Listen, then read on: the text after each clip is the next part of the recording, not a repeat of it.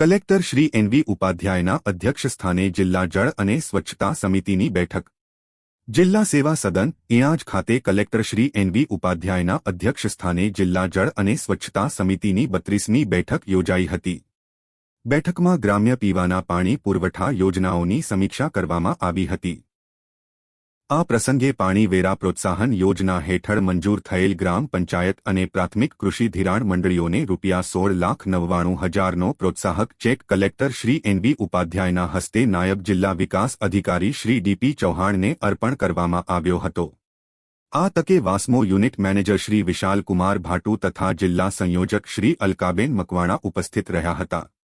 બેઠકમાં કોડીનાર તાલુકાના અરણેજ તેમજ સૂત્રાપાડા તાલુકાના ભુવાટીંબી અને વાસાવડ ગામની પાણી પુરવઠા યોજનાઓને સૈદ્ધાંતિક તથા વહીવટી મંજૂરી આપવામાં આવી હતી. તેમજ જિલ્લામાં આવેલી જર્જરિત 35 ઊંચી ટાંકીઓના નવીનીકરણ અને અંદાજિત 25 ગામોમાં સોર્સ રિચાર્જ કામગીરી અંગે ચર્ચા કરવામાં આવી હતી.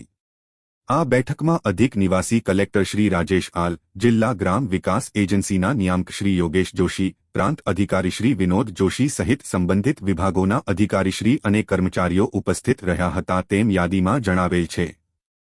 Vi Jikani, chief editor, Rajvansh news.